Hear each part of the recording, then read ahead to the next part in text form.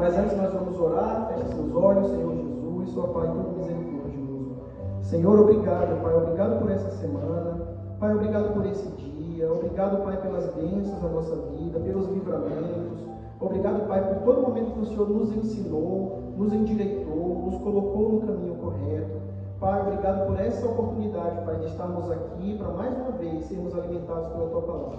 Senhor, abre o nosso coração, abre o nosso entendimento, que a gente possa, Pai, compreender o Evangelho, mergulhar nesse Evangelho e deixar esse Evangelho transformar, Pai, a nossa casa, a nossa família. Para que nós oramos e pedimos em nome de Jesus. O tema de hoje, renascidos pela fé. Carlos, se puder colocar, por favor, o banner não, depois coloca o banner. Se puder colocar primeiro João 3, vamos ler o versículo 3. Tema renascidos pela fé. Vamos ler juntos? 1, 2, 3. Em resposta, Jesus declarou: em verdade lhe digo que ninguém pode ver o reino de Deus se não nascer de novo. E o tema renascidos pela fé. Essa passagem é muito interessante. Jesus diz a um fariseu, esse fariseu, o doutor da lei, o mestre da lei, chamado Nicodemos, que ninguém vai ver o reino de Deus se não nascer de novo. Nicodemos era um fariseu, Nicodemos era um chefe entre os judeus, um homem de alta patente, um homem que ensinava para os judeus.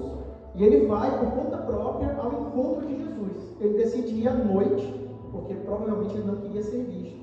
Porque os judeus, os fariseus, todos eram contra Jesus, tentavam pegar Jesus, tentavam prender e matar Jesus. Nicodemos, apesar da maioria dos seus colegas judeus e fariseus, ele acreditava em Jesus. Os judeus da época viam Jesus como um falso profeta, como um rebelde, e queriam sabotar ele, mas Nicodemos claramente acredita em Jesus, porque um verso anterior, Carlos, se puder colocar no verso 2, ele vem para Jesus e diz assim, Nicodemos. Ele veio a Jesus à noite e disse: Rabi, Rabi era mestre, sabemos que ensinas da parte de Deus, pois ninguém pode realizar os sinais milagrosos que fazes se Deus não estiver com ele. Veja bem que ele acreditava em Jesus. Isso por si só já era um milagre. Um judeu, um fariseu acreditar no ministério de Jesus. E ele sabia que Jesus vinha da parte de Deus, por conta dos ensinamentos e por conta dos milagres. Então, muita gente ouve falar sobre nascer de novo, novo nascimento, uma vida nova, uma regeneração. Todos aqui já ouviram a frase, provavelmente, precisamos nascer de novo em Cristo Jesus. Mas, o que nascer de novo realmente significa? O que quer dizer isso e por que nós precisamos nascer de novo? Os versos para frente dessa passagem mostram uma conversa muito interessante e longa entre Jesus e Nicodemos, em que Jesus tenta explicar a Nicodemos o que significa o nascer de novo. E como a gente pode ver no verso que vamos ler agora, Nicodemos tem uma dificuldade imensa de entender quando Jesus fala: em verdade eu te digo, ninguém verá o reino de Deus se não nascer de novo. Se puder colocar, por favor, Carol, ali no versículo 4, João 3, 4, vejam o que Nicodemos fala para Jesus, logo depois da primeira passagem que a gente leu. Nicodemos perguntou: como alguém pode nascer quando já é velho? Ele se referia a ele já era homem de idade. É claro que não pode entrar pela segunda vez no ventre da mãe e renascer. Então, o entendimento dele sobre nascer de novo não era espiritual. O entendimento de Nicodemos era físico. Ele entendia que nascer de novo seria como se nossa mãe tivesse que dar a luz de novo. Mas a gente sabe que isso não é possível. Isso não pode acontecer. Como um fariseu, ele já entendia que Jesus viera da parte de Deus. Mas ele não tinha entendido completamente o que Jesus veio fazer. Ele não tinha entendido que Jesus não era apenas um profeta que veio trazer uma mensagem. Ele veio fazer muito mais do que isso. E ele não entendia ainda como um novo nascimento entraria nessa equação. Mas a gente pode fazer um rápido exercício de interpretação desse versículo. Carlos, se puder voltar lá no versículo 3, por favor. Vamos interpretar palavra a palavra esse versículo. Em resposta, Jesus declarou: em verdade. Bom, em verdade significa verdade absoluta, uma verdade imutável, fundamental, escrita na pedra. Então ele vai iniciar, preste atenção, que o que eu vou falar para você é uma verdade que não muda, uma verdade absoluta. Lhe digo que ninguém é nenhum homem, nenhuma mulher, nenhuma criatura. Ninguém pode ver o reino de Deus. Reino de Deus, o que é ver o reino de Deus? Ver o reino de Deus é ser salvo. Ver o reino de Deus é ser arrebatado com a igreja. e encontrar com o Senhor na eternidade. Senão, é uma condição negativa. Sem isso, não é possível. Ninguém, nenhum homem nem uma mulher, pode ver o reino de Deus, ou seja, pode ser salvo, a não ser que nasça de novo. E aí vem um ponto de interrogação. O que é o nascer de novo? Isso gera uma pulga do tamanho de um cachorro atrás da nossa orelha. Porque se existe uma condição para ser salvo, e essa condição é nascer de novo, então eu preciso entender o que significa nascer de novo. Senão eu não serei salvo.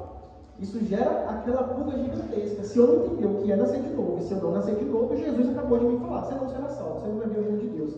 Então, afinal, o que é nascer de novo? Vamos explorar um pouquinho isso. Se a gente estabelece esse fato, sem novo nascimento, não há salvação. A gente tem que explorar o porquê que esse novo nascimento, a partir de Jesus, significa. E isso a gente vai entender no versículo 5, Carlos, se você puder colocar, por favor. Versículo 5 diz: Jesus respondeu: em verdade, eu lhe digo que ninguém pode entrar no reino de Deus, veja que ele repete, olha a importância que ele deu para isso, se não nascer da água e do Espírito. Então aqui a gente já tem uma primeira pista. O nascer de novo agora virou nascer da água e do Espírito. Então qual que é o princípio? Qual que é o início de um nascimento bíblico quando a gente fala nascer da água? Bom, primeiro, para nascer da água, a gente precisa se arrepender dos nossos pecados. Repita comigo: se arrepender dos meus pecados. João Batista, antes de Jesus iniciar o ministério, João Batista, seu primo, um profeta, já vinha trazendo a pregação do arrependimento. Ele dizia, e está lá em Mateus 3, arrependam-se, porque o reino de Deus está próximo. Esse é aquele que foi anunciado pelo profeta Isaías. A voz que clama no deserto: preparem o caminho para o Senhor, façam veredas retas para ele. Então, o primeiro passo é se arrepender dos nossos pecados. E para isso, a gente precisa estar convencidos do pecado. O que significa que a gente precisa entender o que é o pecado, o que significa um pecado. Entender que o pecado nos separa de Deus, cria essa divisão do homem com Deus. E, portanto, precisamos nos arrepender de um pecado. Se um pecado é algo que Deus desaprova e o pecado me afasta de Deus, eu preciso me distanciar do pecado. E só quem pode nos convencer do pecado, ou seja, trazer aquele anjinho do nosso lado que fala: não vai por aí, não faz isso é errado, que todo mundo tem, é o Espírito Santo. Jesus diz lá em João 16, quando ele vier, o Espírito Santo, convencerá o mundo do pecado, da justiça e do juízo. Então só o Espírito Santo, atuando em nossa vida, pode fazer com que a gente entenda o pecado, nos convença do pecado. E nos convencer do pecado é abrir o ouvido espiritual para esse anjinho que fala: não faz, não vai por esse lado, porque isso está errado. Mas você pode me falar: Igor, ainda não está claro. Como que eu posso me convencer do meu pecado? Tem uma historinha que facilita o entendimento dessa história, do entendimento dessa primícia, que é uma história do viajante que pegou o trem errado. Uma história muito curta, muito simples. Um viajante descobre que está no trem errado. Provavelmente já aconteceu com alguém aqui, já aconteceu comigo quando cheguei no UK, já peguei o trem errado. Conheço gente que pegou o trem errado e foi parar muito longe. E ele descobre que está no trem errado. Estava sentado, a mulherzinha anuncia lá que a próxima parada é Manchester, mas ele estava indo para Londres. E ele fala: meu Deus, estou indo no trem errado. Então aqui é quando a gente percebe que a gente está no caminho errado, que não estamos em harmonia com Deus, que a gente não está aonde deveríamos estar, que não estamos no caminho que deveríamos estar. Então o viajante fica perturbado com isso. Assim que você descobre que estou no trem errado, vem uma preocupação. Você fala: e agora? Se eu tinha um compromisso, eu vou perder esse compromisso. Eu precisava estar em casa, minha mulher vai ficar brava comigo. Então ele percebe que está no trem errado e fica perturbado com isso. Esse é o lado emocional do arrependimento. É quando aquilo nos perturba, é quando aquilo nos machuca. É uma tristeza que a gente tem emocional por ter ofendido a Deus. E aí vem a última etapa. Na primeira oportunidade, o viajante troca de trem. Se você estava indo para Londres e anuncia que a próxima parada ia ser Manchester, desce o trem na primeira estação e procura o trem que vai para Londres e entra no trem que vai para Londres. Então, quando nós deixamos a direção errada, embarcamos na direção certa, é a direção de Deus. Aqui reside o nascimento que Jesus falava. é mudança de direção. Então, o primeiro passo é se arrepender dos seus pecados. A gente entendeu, precisamos nos arrepender e nos convencer do nosso pecado. E o segundo passo para nascer da água? O segundo passo é a fé. É a fé que o sangue de Jesus tem poder para perdoar os nossos pecados. Porque já pecamos. A Bíblia fala que todos pecaram, todos estão destituídos da glória. Já pecamos. Então precisamos ter fé que o sangue de Jesus que foi derramado perdoa o nosso pecado. Mas essa fé não pode ser intelectual. Não pode ser uma fé rasa, no sentido de apenas acreditar que Jesus existe, apenas acreditar que Jesus existiu, fez as maravilhas que ele fez, morreu na cruz. Precisa ser uma fé que vem do coração. A fé intelectual é reconhecer as verdades que estão no Evangelho. A fé que vem do coração é viver essa verdade. Aí reside uma diferença gigantesca de fé. Lembre-se que até o diabo acredita em Deus. Até o diabo acredita que Deus existe. Até o diabo acredita que Jesus existiu. Até o diabo sabe disso. Até o diabo sabe que Jesus morreu na cruz por nossos pecados. Mas nem por isso ele vai ser salvo. Porque a fé intelectual não é o suficiente. A fé precisa vir do coração. Lá em João 3, versículo 17 a 18, diz assim: pois Deus enviou o seu Filho ao mundo não para condenar o mundo, mas para que o mundo fosse salvo através dele. A fé é entender que através de Jesus a gente vai conquistar nossa salvação. Quem nele crê não é condenado, mas quem não crê já está condenado, por não crer no nome do Filho unigênito de Deus. O próprio João fala isso lá na frente para Nicodemos. Então isso mostra que crer em Jesus é fundamental para a nossa salvação e para que através dele nós não sejamos condenados.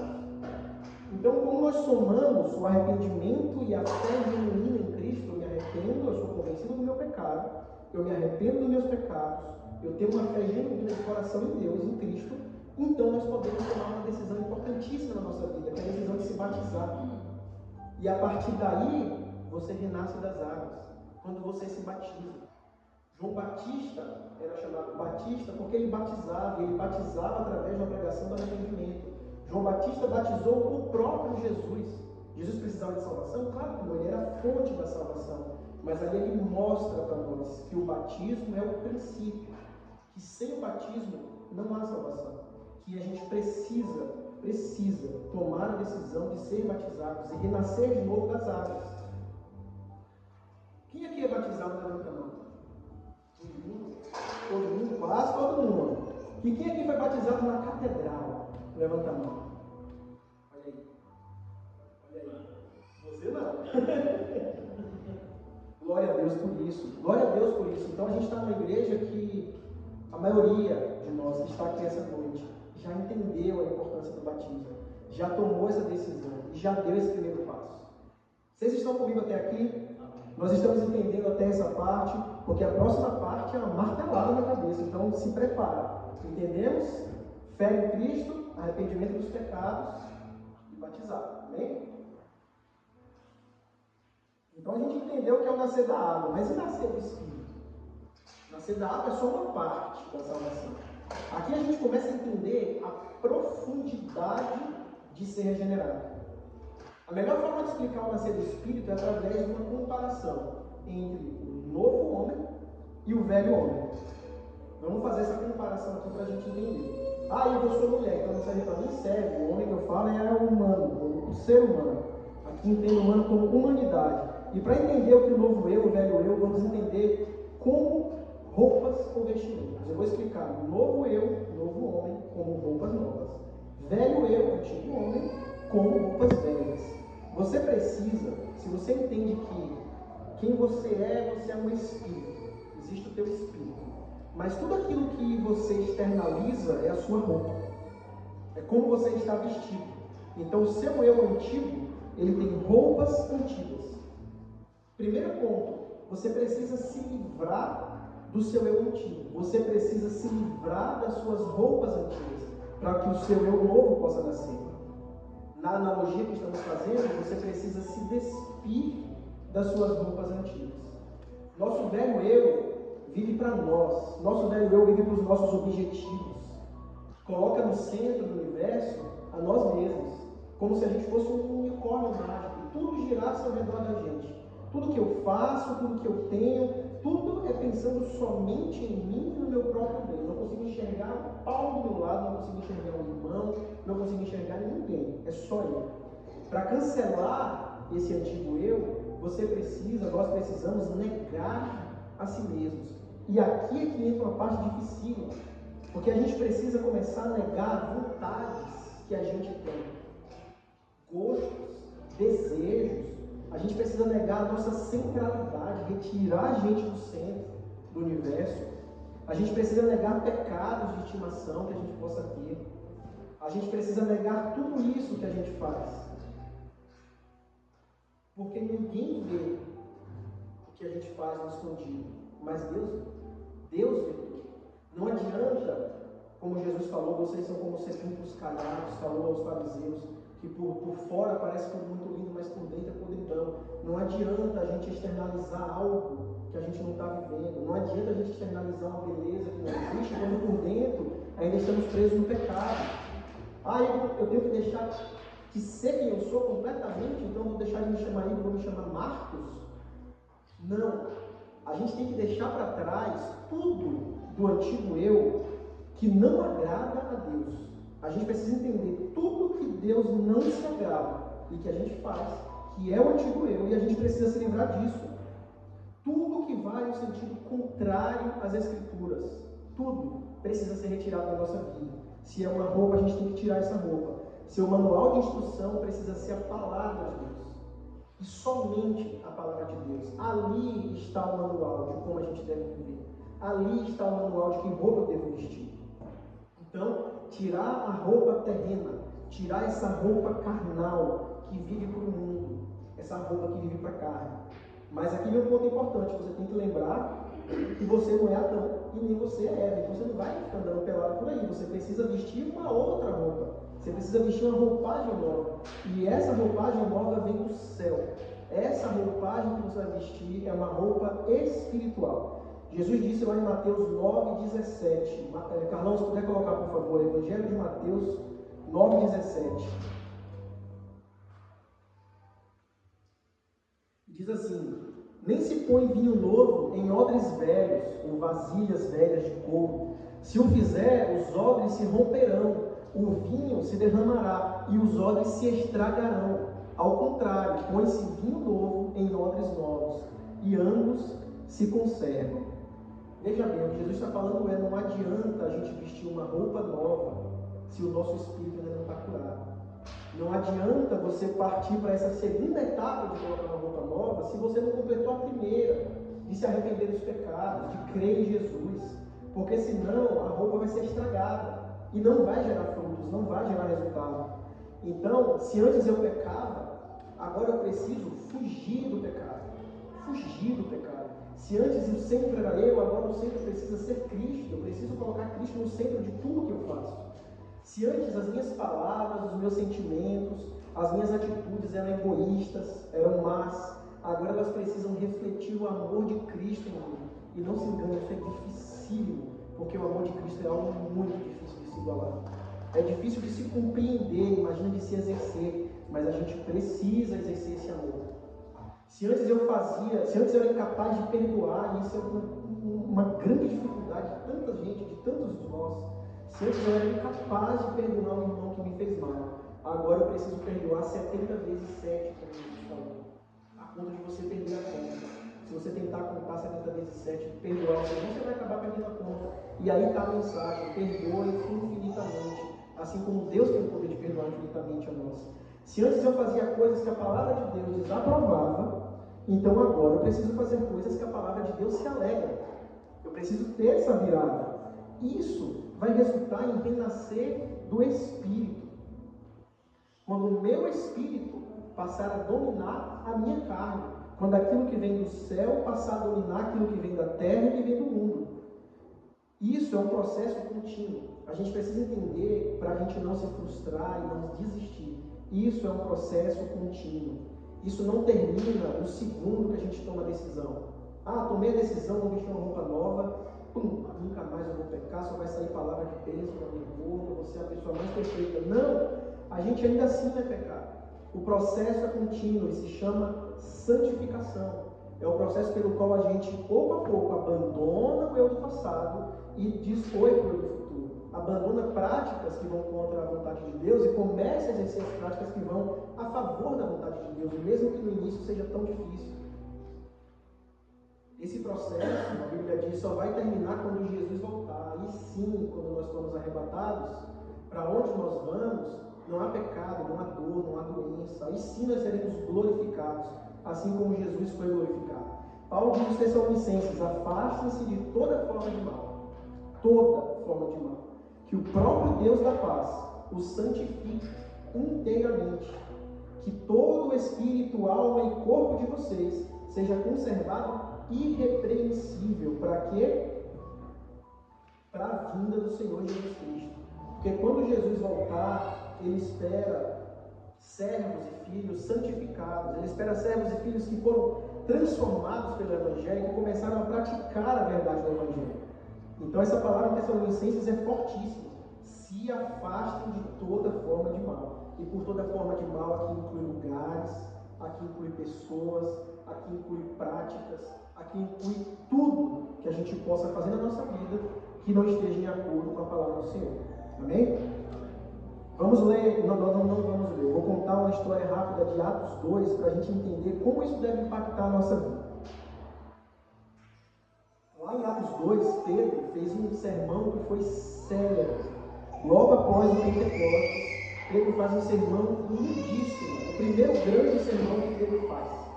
E nesse sermão, ele fala exatamente sobre isso. Além de profetizar e trazer as profecias do passado sobre a vinda do Espírito Santo no Pentecostes, ele convoca as pessoas ao arrependimento. E nesse sermão, 3.000 judeus em um sermão creram em Jesus e foram batizados. Lá em Atos 2. E quando o povo ouviu o sermão e o Espírito Santo, assim como nós aprendemos, convenceu esse povo do pecado, eles sentiram imediatamente que precisavam mudar. Precisava ter uma mudança completa de curso. E aí eles disseram: irmãos, o que faremos? Imagina que você ouve uma pregação que te deixa tão desnorteado que você não sabe nem o que fazer em sequência. Foi o que aconteceu com esses 3.000 judeus. Naquele episódio, a resposta de Deus, de Pedro para essa resposta foi: arrependam-se, batizem-se em nome de Jesus para perdão dos pecados e receberão o dom do Espírito Santo. Do mesmo modo, eu preciso que você se faça essa pergunta. Se você entendeu essa palavra até aqui, se você entendeu que não há salvação sem regeneração, que a gente precisa se arrepender dos nossos pecados, que a gente precisa crer em Cristo, que a gente precisa se despir do nosso velho eu e vestir roupas novas, a pergunta que vem é: o que faremos? E como faremos isso? Eu preciso que você entenda que Deus nos quer assim como estamos. Deus não vai exigir de você que você venha santo. Ele quer como você está, porque Ele quer quem precisa. Mas Ele nos convida a uma transformação completa, que vem através do Evangelho. Exatamente porque a salvação pregada por Jesus é precedida por essa transformação. E onde está a sua arma? O novo homem precisa renovar o entendimento. Você não vai conseguir exercer essas verdades se o entendimento não for renovado, se a forma como a gente enxerga o mundo não for trocada completamente. E por isso Paulo disse lá aos Romanos: e não vos conformeis com esse mundo, mas transformai-vos pela renovação do vosso entendimento. Veja, a transformação vem pela renovação do nosso entendimento, para que experimenteis qual seja a boa, agradável e perfeita vontade de Deus. A gente precisa ler a Bíblia, porque o entendimento tem uma fonte. E essa fonte é a Bíblia, é a revelação de Deus para nós. Deus deixou essa Bíblia para nós, para que a gente possa entender quem é Ele. E ela está aqui, ela está em qualquer lugar que você quiser. Eu aposto que você falar: eu preciso de uma Bíblia agora. A gente encontra a Bíblia para você, não é difícil encontrar. E muitas vezes a gente tem tanta dificuldade de ler a Bíblia. Eu queria muito ler a Bíblia inteira, seria tão legal ler Gênesis, Apocalipse, mas quando eu começo a ler e entro ali no Pentateuco, começa a ficar tão difícil, quando eu for ver, eu desistir. Bom, existem ferramentas para isso, e aqui eu faço uma pequena pausa, só para falar da importância da gente fazer aos poucos. Se você não consegue sentar e ler 1 hora, sente e ler 5 minutos. Se você não consegue ter, às vezes, uma organização própria para ler a Bíblia, faz um teste, vai ler a Bíblia 360. Se você não puder comprar a Bíblia 360, os aplicativos de Bíblia, tem lá um plano que todo dia você vai ler um Salmo, vai ler um Evangelho, vai ler uma parte do Antigo Testamento, e é pouco, é muito pouco. Você sempre termina com gosto de quero mais. Continuamente você vai ler um pouco além do que o plano falava naquele dia. E no final de um ano, você lê a palavra do Senhor de capa a capa. A ferramenta está aí. A gente precisa renovar o nosso entendimento. E para renovar o nosso entendimento, precisamos da Bíblia. A gente podia passar horas aqui falando sobre como viver uma vida para Deus. Mas eu queria hoje entregar uma orientação prática para vocês. Recentemente eu li um livro muito interessante chamado Em Busca de um Coração Puro. Quem quiser eu posso passar o PDF depois. Em Busca de um Coração Puro. Esse livro fala como a gente precisa mudar o nosso entendimento sobre o pecado para, antes da gente orar para Deus, pedindo, Deus, me dá força para vencer a tentação. A gente precisa primeiro orar, Deus, me dá um coração novo, me dá um coração regenerado. Porque se o nosso coração não foi transformado, tudo é uma tentação, porque o nosso coração está mirando ali, no que é errado, no que a carne quer, no que o mundo oferece. Mas quando a gente pede a Deus um coração transformado, e através da palavra a gente transforma o nosso coração, então muita coisa sequer vai ser uma tentação. Porque quando isso acontece, a gente passa a amar o que Deus ama, e passa a odiar, a ter nojo, desprezo por aquilo que entristece a Deus. E é aí que a gente precisa começar. Na sua oração, todo dia peça, Deus, me dá um coração puro. Fala comigo, Deus, me dá um coração puro. E é com esse coração puro que você vai conseguir vencer. A gente precisa alimentar o nosso espírito e enfraquecer a nossa carne. E a gente já está careca de saber. Como que alimenta o espírito e enfraquece a carne? Bíblia, jejum e oração. Não tem muito segredo. Não tem um livro, 300 páginas que a gente precisa ler para entender o que fazer. Bíblia, jejum e oração. Assim a gente alimenta o nosso espírito, assim a gente mata a nossa carne. E qual que é o resultado de fazer tudo isso? Um coração puro, de passar a detestar o pecado, de fugir do pecado, praticar o que a Bíblia fala. É um nascer de novo. O resultado, quando a gente experimenta a fé que leva ao batismo e o processo de matar e fortalecer, matar o antigo eu e fortalecer o novo eu, é que nós somos então convertidos. A gente começa o processo de nos santificar e nos preparar para a volta de Jesus, porque Jesus pede que nos preparemos para a volta dele. A conversão é um processo contínuo. A gente muitas vezes fala convertido, sou convertido, mas a conversão é um processo contínuo, porque continuamente a gente precisa se afastar do mundo e se aproximar de Deus. Continuamente, todos os dias, não importa se você tem 30 anos de igreja, não importa se você é pastor, se você ministra para milhares, todos os dias a gente precisa dizer não ao pecado e sim a Deus. Mas como eu saberei, então, que está dando certo? Como eu saberei que eu estou seguindo esse caminho? Que eu estou seguindo esse caminho da nova vida? Existem evidências que a gente pode prestar atenção na nossa própria vida para saber isso. Primeiro, que o crente regenerado não vive entregue ao pecado. Porque o crente regenerado passa a odiar o pecado, passa a fugir do pecado, a lutar contra o pecado. E mesmo quando peca, se arrepende imediatamente. Pede perdão a Deus porque entende que o pecado é uma ofensa a Deus. Reconhece o sacrifício de Jesus na cruz pelos nossos pecados e ajusta a nossa rota. Exatamente como o homem do trem errado. Assim que ele percebe que está na direção errada, eu ajusto a minha rota, eu mudo de trem e eu passo a voltar na direção correta. O crente regenerado crê em Cristo, porque quem nasce de novo crê que Jesus morreu pelos nossos pecados e que o sangue derramado tem poder para curar. Então você não tenta pagar o seu próprio pecado com obra. Você não fala, putz, agora eu pequei, agora eu preciso joelhar o joelho aqui no chão e orar por 15 horas seguidas. Não, você entende que não há nada que você possa fazer para pagar, para justificar o seu pecado, porque você crê que o sangue de Cristo foi quem fez isso por você. A pessoa passa a amar a justiça e a odiar a injustiça. Você passa a praticar o bem. Mesmo coisas pequenas que às vezes a gente fazia por mania, coisas como receber um troco errado, não falar e ficar com o troco para si. Coisas às vezes como cruzar um sinal vermelho, desrespeitar uma lei, desrespeitar uma ordem. A gente passa a amar a justiça, a gente passa a fazer o que é certo. A gente tem amor genuíno. Lá em 1 João 3,14 fala: sabemos que já passamos da morte para a vida, porque amamos os nossos irmãos. Quem não ama permanece na morte. A gente precisa praticar esse amor. Porque se eu fui regenerado e eu tenho o amor que Deus tem por mim, que Cristo teve por mim, então eu vou praticar o mesmo amor pelo meu irmão. Não tem como ser convertido e não amar o próximo, é impossível. Nós vencemos o mundo. 1 João também fala que é nascido de Deus vence o mundo. E essa é a vitória que vence o mundo, a nossa fé. Quem é que vence o mundo? É somente aquele que crê que Cristo é o Filho de Deus, que anda nos lugares certos, que se envolve com as pessoas certas, que faz os negócios certos, que não é mais seduzido a todo instante, a todo momento, pelo que o mundo tem a oferecer e pelas armadilhas do diabo. A palavra nos mostra também em Gálatas que o fruto do Espírito que temos quando renascemos do Espírito. Isso é quando a gente renasce do Espírito, a gente recebe certos atributos. E o fruto do Espírito é amor, alegria, paz, paciência, amabilidade, bondade, fidelidade, mansidão, domínio próprio. Todos atributos que vêm de Deus, que alegram a Deus e que rejeitam a maldade que tem nesse mundo.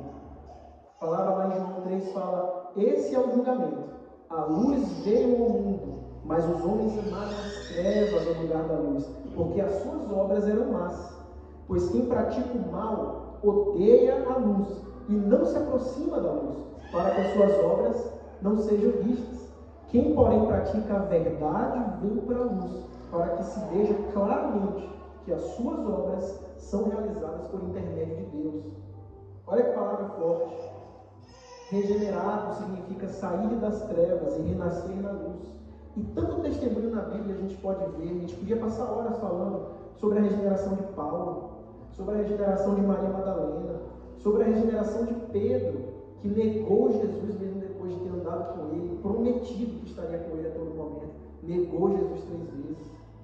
O resultado disso a gente vê em Romanos 6,22. Mas agora que vocês foram libertados do pecado e se tornaram escravos de Deus, o fruto que colhem leva à santidade e o seu fim, a vida eterna. O resultado, a semente, o fruto que isso gera é aquilo que todos nós estamos buscando, é aquilo pelo qual estamos aqui, é a vida eterna, é a salvação. Então aqui a gente estabelece um fato muito importante, estabelece e entende esse fato. Sem nascimento novo, não há salvação. Não tem como ver o reino de Deus. Mas por que então? Se Deus tem o poder para perdoar, por que sem um nascimento novo a gente não pode ver o reino de Deus? Porque Deus é santo, Deus é perfeito e a sua perfeição não tem parte com o pecado. Ele fala isso na Bíblia. Porque o perdão de Deus é dádiva, é presente, mas demanda arrependimento. Não podemos ser perdoados pelos nossos pecados se nós não estivermos verdadeiramente arrependidos desses pecados.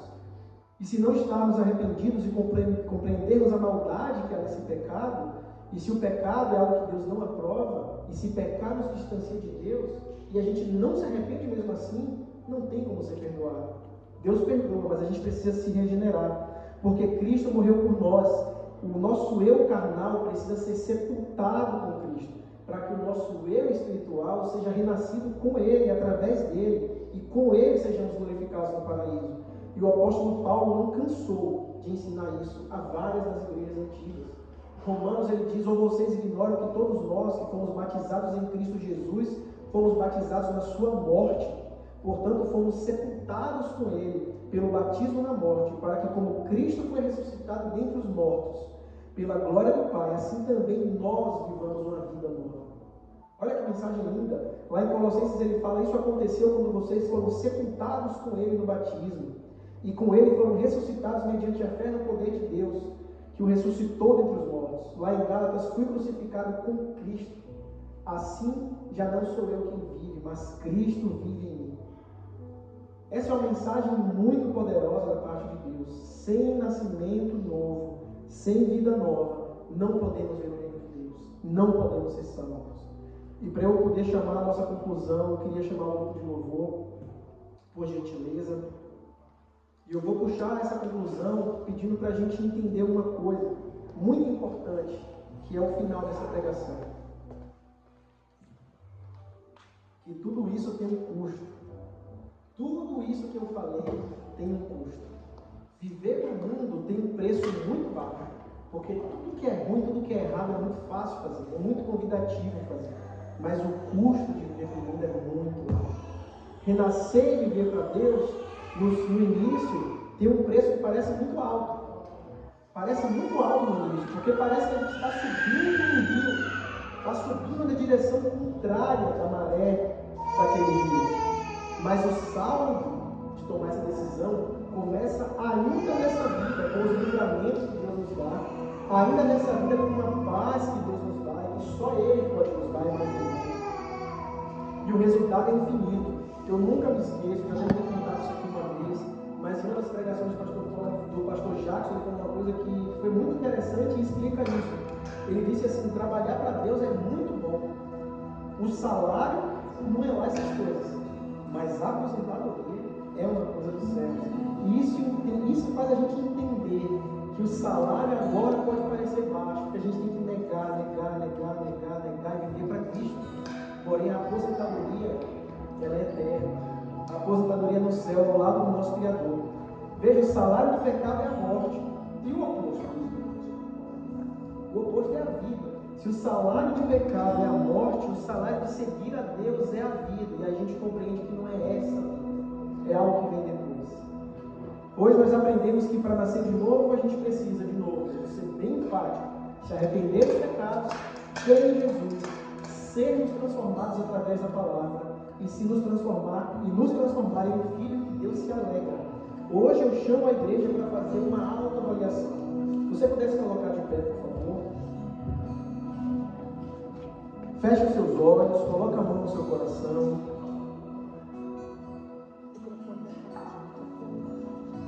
Se você entende que precisa nascer de novo,